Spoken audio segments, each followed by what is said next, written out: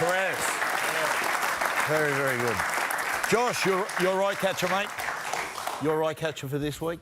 Is my jersey here, the Parramatta jersey.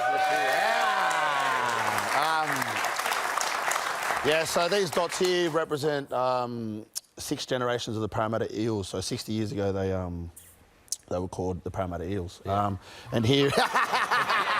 There you go.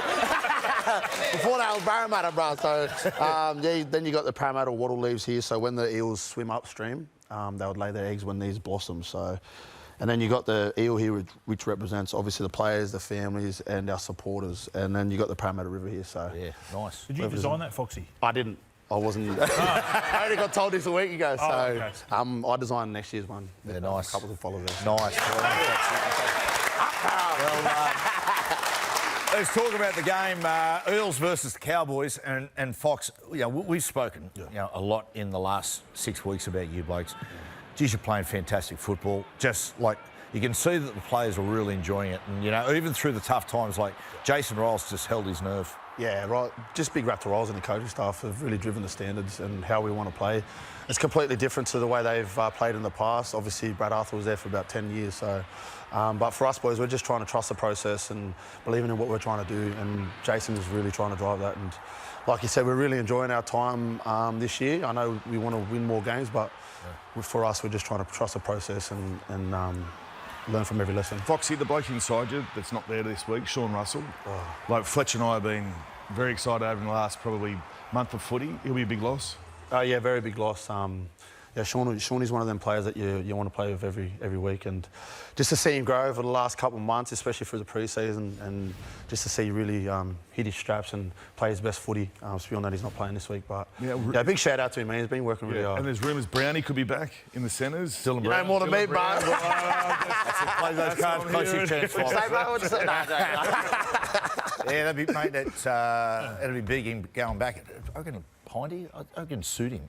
The centres? Yeah. Well, there's no pressure in the centres, is there? And I think since he's been linked to, obviously, the Knights on that big deal, the pressure grew on him to perform, and with no Mitchell Moses there for the start of the year, there was even more pressure on him to perform as their key playmaker and as their general. So, yeah, and I'm not there every week. I don't know if he handled it that well, but, you know, he's moving on now, and, you know, for Aussies calls him in, I'm sure he'll do his best wherever he plays. Big shout out to him, eh? I know he hasn't been picked for the last couple of weeks, but his attitude to training has been outstanding. Just trying to help the younger boys be the best they can be, and hopefully he gets his opportunity this week to put the jersey on. And boys, Cowboys, they've lost 4 of the last 5. Mate, they're too good a side for that. I mean, Toddy Payton will be feeling pressure at the moment. They need a win, bad. Yeah, last week was probably their worst performance, I thought. Yeah.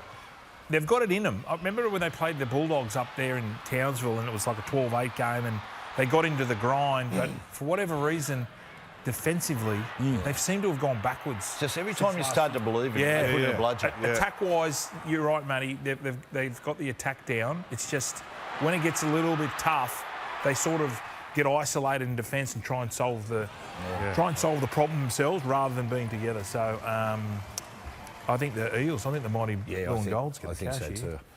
Hindy? Yeah, guys, my eye catch. Look, I'm going to keep the vibes positive here tonight. Please. Now, this next one, Mike McDaniels, he's the coach of the Miami Dolphins over there in the NFL. He's obviously a huge Sea Bowl fan because this was McDaniels' press conference earlier in the week. You should stand corrected. Good morning. False. Great morning. Let's go. Why great? What makes this one great? Because we're another day closer to death. Do we have to I did the final boss? Did we get the I did the final boss up or not? Final boss. I did the final boss. Anyone say that? Trending on TikTok? But there's also, I've got another eye catcher here, guys. So it's it's been the 3rd dildo attack in the WNBA. And this time, well, this was the first one. That was the first one. You see that object fly across the court there. Yeah. And they were a bit scared. There. Wow, that's crazy. And then there was also another one, like this is another WNBA game here where they've kicked it off there. Watch the help me. Picks that. A bit scared of it there. It'll bite you. This was it. This was this week here where it hits Sophie Cunningham. And it's ironic that it hit Sophie Cunningham because she's the one that came out and said, look, please stop throwing dildos on the court, you're going to hurt someone. So there you go. And so there's actually, there's 3 been reported, but there's actually been 5 attacks. Oh, no. 5 attacks of Are they late. always So green, by the way? I don't know. I don't know. Have they got the person or what? They've arrested 1 person so far. Where do they go? When they? Is it the same one that keeps getting? Well, that's what I want to know. It's getting Or is recycled. it buy them in bulk? I don't know. Like.